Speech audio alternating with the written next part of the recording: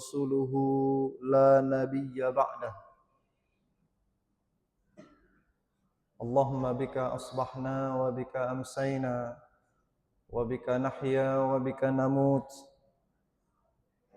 وإليك النشور اللهم آت نفوسنا تقواها وزكها أنت خير من زكاها أنت وليها ومولاها اللهم إنك عفو تحب العفو فاعف عنا يا كريم اللهم آمين.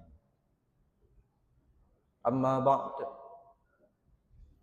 Bapak Ibu kaum muslimin dan muslimat, shaimin dan shaimat yang dirahmati Allah Subhanahu wa taala. Alhamdulillah Allah telah mengizinkan kita bertemu dengan bulan Ramadan, bulan yang penuh berkah, bulan yang penuh ampunan, bulan di mana Al-Qur'an diturunkan. Maka Allah Subhanahu wa taala memfirmankan, "Faman syahida minkumus syahra falyasum." Siapa yang berada di bulan seperti itu, yaitu bulan Ramadan, maka wajib bagi dia berpuasa. Wajib bagi dia menahan diri dari segala hal yang akan membatalkan dan merusak nilai-nilai ibadah puasanya. Dan di antara Bapak Ibu jamaah yang dirahmati Allah yang harus ditahan agar sempurna puasa kita itu adalah pandangan dan hati perasaan kita. Dan inilah tema yang diberikan kepada kami oleh pengurus di subuh ini, yakni menjaga pandangan dan hati. Jadi tema ini akan sangat berhubungan dengan kesempurnaan ibadah puasa kita. Bapak Ibu kaum muslimin dan muslimat yang dirahmati Allah Subhanahu wa taala. Antara pandangan dan hati, antara mata dan hati ini bukan hanya Islam yang mengajarkan kaedah-kaedahnya, tapi kita mendengar, kita memperhatikan, kita mendapatkan dari para ilmuwan, terutama di bidang ilmu psikologi, itu mengatakan bahwasanya mata adalah jendela bagi hati. Mata adalah jendela hati, Bapak. Rumah awak kan ada jendelanya tuh, Pak. Ada, Pak ya? Ada jendelanya. Untuk apa itu jendela dibuat? Oh, agar ada sirkulasi udara. Agar ada cahaya matahari yang masuk, begitu. Artinya bahwa jendela itu dibuatkan orang di rumahnya itu, di bangunannya itu, agar ada sesuatu yang masuk ke dalam rumah dari luar rumah. Kalau tidak ingin yang dari luar rumah masuk ke rumah, maka jendela ditutup. Iya, Bu? Iya kan? Tutup jendela. Kalau buka jendela, jangan salahan adonan masuk. Jangan disalahkan ada yang masuk. Lalu para psikolog mengatakan bahwa mata itu adalah jendela. Maka apa yang masuk ke mata, maka dia akan langsung datang ke hati. Makanya kita mendengar kalimat orang-orang tua kita. Dari mata, kan saya tahu Bapak Ibu tuh. Tidak perlu ngaji oleh itu. Baik tadi Pak, dari mata turunkan hati. Itu bukan sebuah kalimat-kalimat biasa saja. Itu dibuktikan secara saintifik oleh ilmu pengetahuan. Bahwa mata itu sangatlah besar pengaruhnya kepada hati. Apa yang dilihat akan langsung diterima oleh hati. Kadang-kadang tidak pakai pikiran tuh Pak. Tak pakai pikiran. Nah, cobalah Bapak Pak Ijo Ibu ke pasar. Hah? Pernah mangawanan ibu ke pasar Pak? Lai kan? Dari rumah wak ke Baliapo, Cik 2 3 itulah ada tuh ke pasar wak dah. Kau nangka dicari. Nah, Pak Iga pasar. Nah, jangan dilapih ibu tuh surang ke pasar Pak. Jangan sampai parkiran saya Pak. Apa itu? Karena beko nan 3 buah nan disabui dari rumah tadi itu bisa jadi sabaleh. Bako bisa jadi sabaleh tak bawa ke rumah pulang. Kenapa bisa? Karena banyak nan dicandi. Iya Bu. Itu kan lah iya tuh lah diakui deh Bu. Kalau ambo ke pasar nak ambo palapeh bini ambo dah. Kawanan Pak, bajalan. Pingian tuh. Tadi wak kembali apa? Nggak asa nampak deh ya. Turun ke hati. Kadang nggak ada dipikirkan tuh. Iya Bu. Sabana tuh Bu.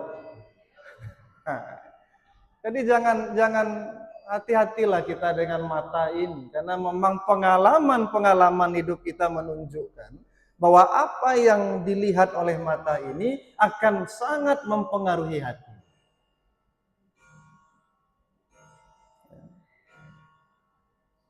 Nah, itu nan dari mata ke hati. Tapi tidak sampai di situ saja.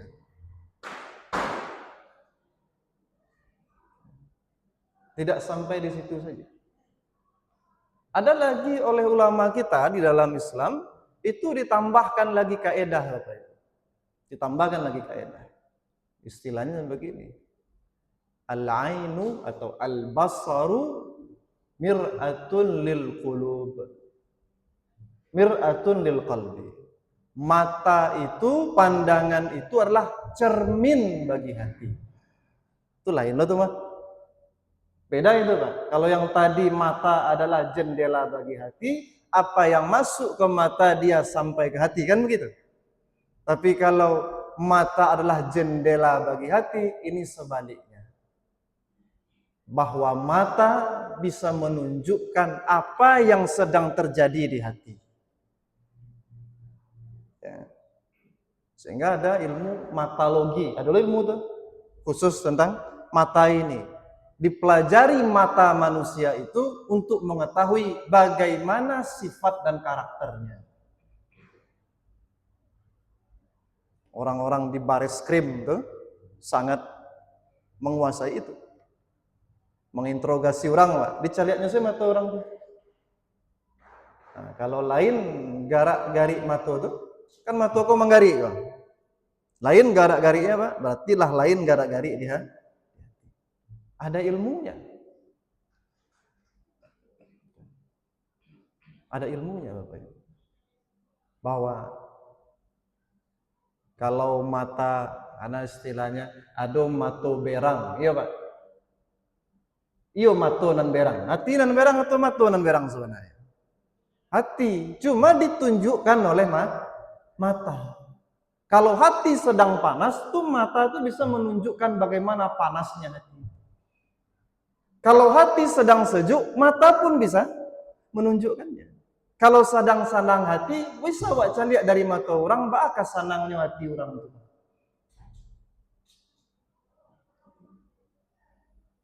Ada itu aja. Kalau lah mana kuasa mata, nak kapalo na mana kuasa ada. Mata na mana kuasa. Itu kecil orang. Itu bukan mata saja nan mengantuk Pak Bu. Itu nan mengantuk asalnya itu. Hatinya nan mengantuk. Jadi pengajian bakok mengantuk dengan pengajian tuh, tapi kalau selesai dengan pengajian hilang kan tuh. Karena ndak ada nan masuk ke hati itu, jadi itu semua tuh. Tapi kalau masuk nan disampaikan ke hati, punya tagak mata tuh Pak. Nyalangnya Bu. Iya Pak. Jadi kalau hatiku bersemangat, mata itu bersemangat. Tapi kalau hati lemah, maka mata pun akan lemah. Bapak Ibu jamaah yang dirahmati Allah. Jadi ada dua kaedah ternyata hubungan antara mata dan hati. Mata satu sisi adalah jendela bagi hati, dan mata di sisi lain adalah cermin bagi hati. cerminan bagi hati. Oh, timbal balik dia, timbal balik. Maka di dalam Al-Quran dan di dalam hadis Nabi SAW, itu tersusunlah berapa banyak ayat dan hadis yang menjelaskan hubungan seperti ini. Jadi ilmu sains dan pengalaman manusia itu mah datang belakangan. Al-Quran dan hadis itu sudah menjelaskan itu. Kita kasih contoh Bapak Ibu jemaah dalam Al-Quran. Bagaimana Allah SWT menjelaskan pandangan itu mempengaruhi hati dan pilihan. Kan yang memilih hati kan? Maka kita dapati misalnya di surat Al-A'raf. Surat Al-A'raf. Ayat ke-138 Allah Subhanahu wa taala berfirman, "A'udzubillahi minasyaitonir rajim. Wa jawazna bi bani Israil al-bahra." Dan kami izinkan Bani Israel itu melewati lautan, menyeberangi lautan itu. Fa'atau ala qaumin ya'kufuna ala asnamil lahum. Lalu mereka melewati, mendapati, menyaksikan, melihat. Apa yang mereka lihat Bapak Ibu? Qaumin ya'kufuna ala asnamin lahum. Satu kaum yang sedang menyembah-nyembah berhala mereka. Qudus kan dari Mesir sampai ke seberangnya itu ke daerah Palestina itu. Ya, dibiarkan Bani Israel itu melewati lautan, dibelahkan oleh Allah lautan, mereka lewat sampai ke seberang. Yang Fir'aun ditenggelamkan Allah di dalam lautan itu. Sampai di seberang di negeri Palestina itu, tapi belum masuk ke pusat Palestina, masih di pinggir lautan itu.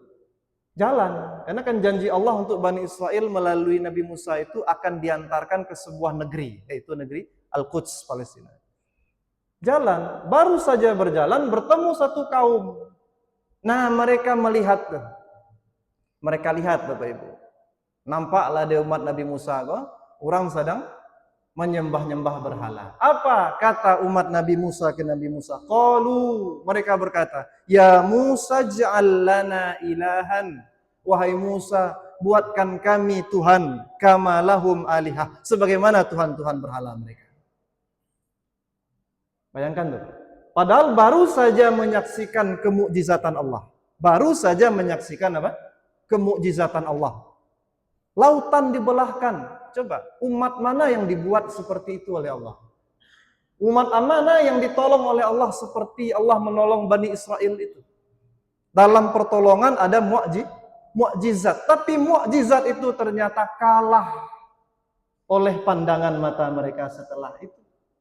Apa yang mereka lihat? Orang menyembah-nyembah berhala. Allah mengiceklonya ke Nabi Musa. Musa, tolong berikan kami Tuhan dan murid itu. Bapak Ibu jemaah dirahmati Allah SWT. Betapa cepatnya mata itu menghapuskan memori hati yang tadi sudah takluk oleh kemukjizatan Allah Subhanahu wa taala. Takluk tadi itu. Lah sangat berimannya Bani Israel itu ketika melewati lautan tadi. Oh iya ikum bana apa? Janji Musa benar, janji Allah benar. Lewat, tapi ketika melihat hal lain, melihat kesesatan itu terpengaruh pula. Bapak Ibu jemaah dirahmati Allah, maka berhati-hatilah kita di situ. Rasulullah Shallallahu Alaihi Wasallam di usia remajanya, apa kerajo Nabi di usia remaja? Mangabalo kambian. Pernah kita baca sejarah begitu Pak? Bu ya, Nabi mangabalo kambian itu bukan kanak-kanak sampai remaja. Di bawah umur 19 tahun Nabi itu mengembala kambing. Nanti di atas 19 tahun baru mulai belajar berdagang. Nah ini di bawah 19 tahun ya remaja. Maka pergilah Rasulullah dengan temannya mengembala kambing, naik ke apa? Ke atas, kan Mekah itu kan di lembah. Ya, dikelilingi oleh bukit-bukit batuan. Naik ke atas, berharap mencari padang rumput. Kok tiba dia beko berjalan nampak padang rumput, dibawalah kambing ke sini. Mulailah kemudian lewat tengah hari. Duduklah Nabi dengan kawannya ini di salah satu bagian puncak bukit. Dan kambing lah duduk di apa namanya kambing tuh? Alah disiapkan ditampeknya nyo makan kambiang. Nah tanang kambiang di sinan Nabi jo kawan lah tanang belum duduk. Maka Nabi melihat ke arah kota Mekah. Dalam sirah Nabawiyah disebutkan. Nabi melihat ke arah Mekah. Mekah berarti di bawah. Nampak ada Nabi di bawah. Ada asap yang mengepul. Lalu ada terdengar bunyi-bunyian. Bunyi-bunyian. Ada terdengar bunyi alunan musik. Lalu diperhatikan oleh Rasulullah SAW. Sampai akhirnya Rasul mengatakan kepada temannya, tolong kamu lihatkan kambing saya. Itu kayaknya manga orang di Makkah di bawah. Kayaknya seru sekali di bawah itu, kata Rasulullah SAW. Belum diangkat dari Nabi waktu itu, masih remaja.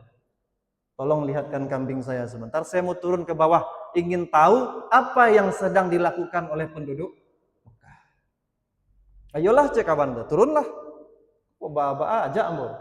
Oke, turun Rasulullah SAW. Turun. Melewati satu rumah pertama dari Mekah itu, maka Rasulullah SAW ditidurkan oleh Allah Subhanahu Wa Taala. Mengantuk barik Nabi. Ya, sampai akhirnya tertidur. Tidak sampai, kata para ulama dalam sirah Nabawiyah, tidak sampai beliau menyaksikan kemungkaran-kemungkaran di Mekah tadi. Pesta-pesta jahiliyah itu tidak sampai. Padahal tadi sudah ingin sekali itu, Pak. Ditidurkan oleh Allah Subhanahu wa Ta'ala.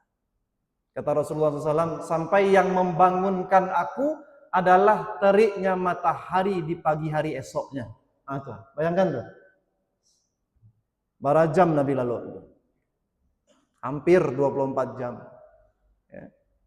Dari siang menjelang sore, malam sampai pagi. Jadi panas matahari membangunkan. Sehingga Rasulullah tidak menyaksikan, kata para ulama. Tidak melihat bagaimana serunya pesta-pesta jahiliyah itu. Kenapa? Karena Allah Subhanahu Wa Ta'ala tidak ingin kejahiliyahan itu yang sudah mulai tumbuh. Keinginan Rasul untuk mengetahuinya, belum lagi mencintainya, ya, kejahilian tadi, baru pengen tahu saja. Bahasa anak-anak gini, kepo kan gitu. Belum tertarik tapi sudah kepo. Langsung di-cut oleh Allah Subhanahu Wa Ta'ala. Apanya yang di-cut oleh Allah Subhanahu Wa Ta'ala? Penglihatannya, pandangannya, Bapak. Ditidurkan Rasulullah SAW. Sehingga tidak sempat Rasulullah masuk ke mata Rasulullah itu, masuk ke telinga Rasulullah itu, perangai-perangai jahiliyah yang ada di dalam pesta-pesta itu. Sehingga para ulama kita mengatakan, kalau ingin mendidik anak dengan baik, kalau ingin fitrah anak itu tumbuh dengan baik di dalam jiwanya, karena Allah telah menanam fitrah itu, maka awasilah apa yang dilihat dan didengar oleh anak-anak. Awasi. Jangan dibiarkan saja dia menyaksikan apa saja yang dia bisa saksikan. Ini yang agak susah hari ini kita buat. Dan disitulah kita harus menjadi orang-orang yang cerdas hari ini. Zaman hari ini, di mana berbagai macam informasi keluar masuk dari pandangan dan telinga manusia hari ini. Itu bagaimana caranya kita mengangkatnya. Dan salah satunya Bapak Ibu zaman dirahmati Allah, kata para ulama kita, ayo dahului kejahilian.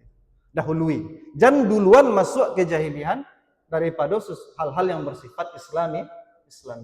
Jangan biarkan kesesatan lebih dulu memapar mata anak keturunan kita. Biarkan yang pertama terpapar itu adalah hidayah Allah Subhanahu wa Ta'ala. Maka bulan Ramadan nih biasanya kan anak-anak tuh tadarus. Ini malam-malam Ramadan gini kok lah agak kurang suara tadarus anak-anak kadang di awal.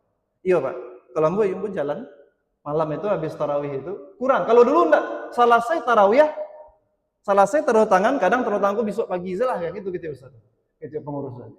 Saking banyaknya nang kali tanda tangan ini, tadarus orang lain. Padanga tuh, heboh tuh, tadarus sampai jam sabale, sampai jam setengah sabale.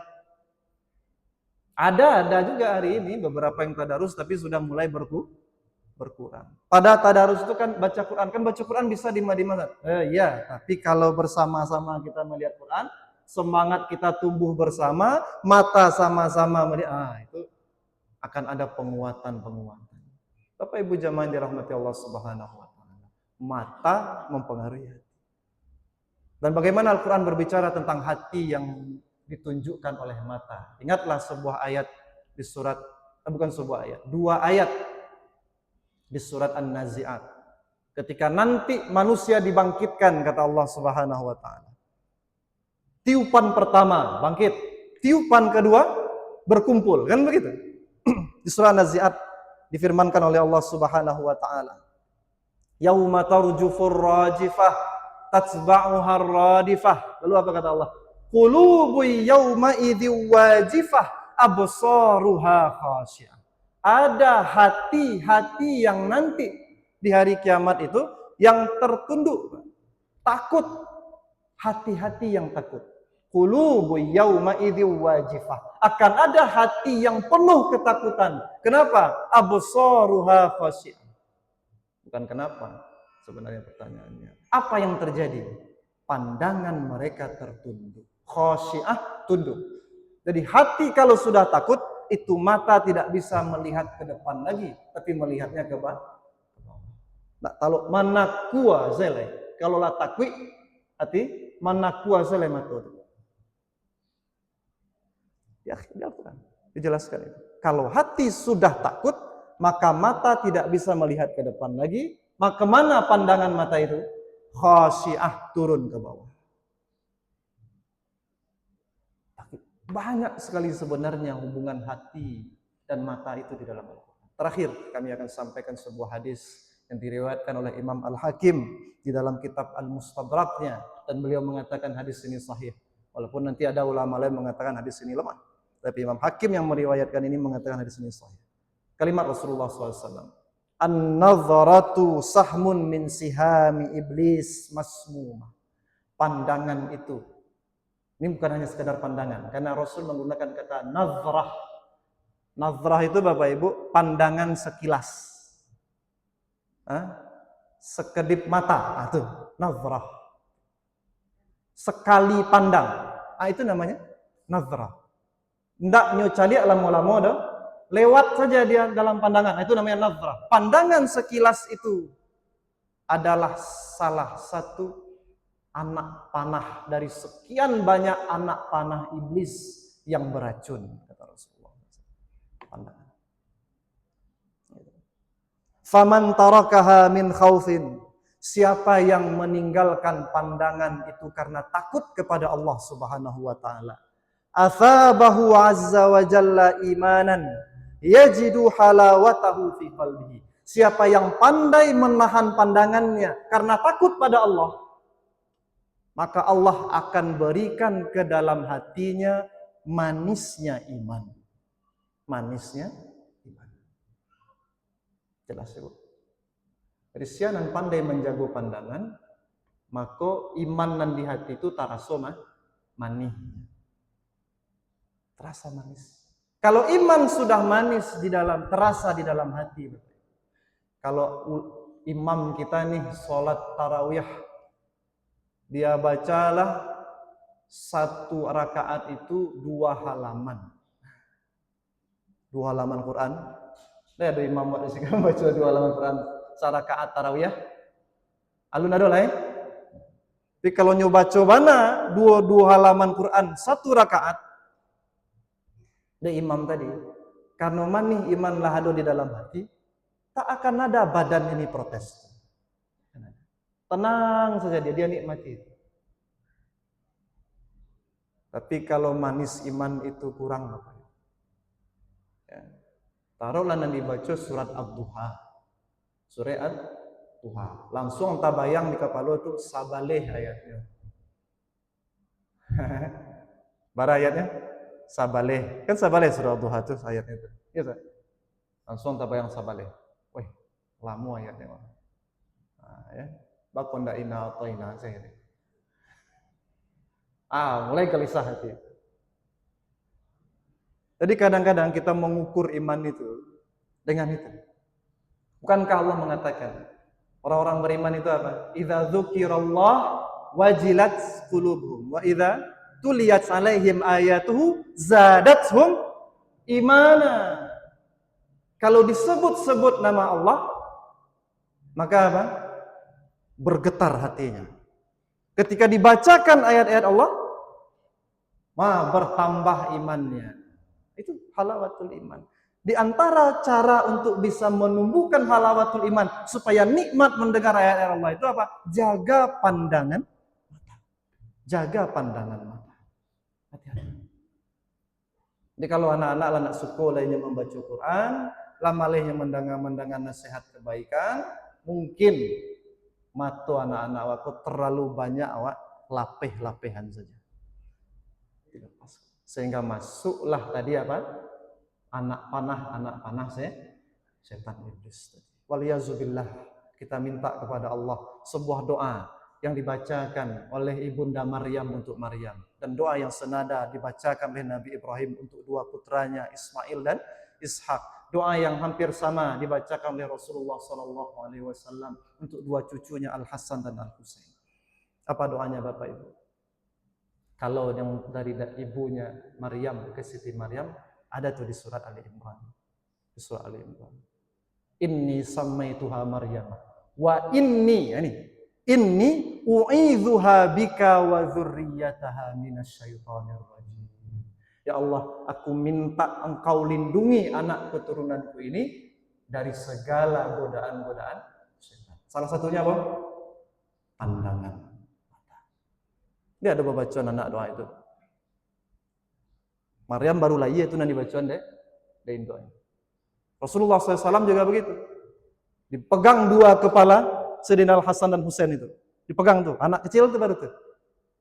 5-6 tahun umurnya, dipegang dari Rasulullah. Inni u'izukuma bikalimatillahi tammah min syaitanin wahamah wa min ainin lamah. Aku mintakan perlindungan Allah. Ada pede bahasa Arabnya dah. Aku mintakan perlindungan Allah untuk kalian berdua dengan kalimat-kalimat Allah yang maha sempurna, agar kalian berdua dilindungi Allah dari apa? Min syaitanin, dari segala pengaruh setan. Nomor 1. Wahamah, dari segala penyakit-penyakit yang mematikan. Yang ketiga, wa min ainin lamah, dan dari pandangan yang berbisa. Pandangan yang jahat.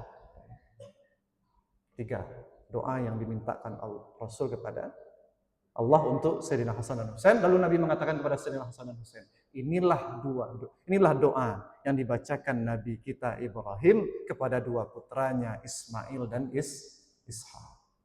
Bapak Ibu jamaah dirahmati Allah. Kita kadang tidak punya waktu mengontrol keturunan ini.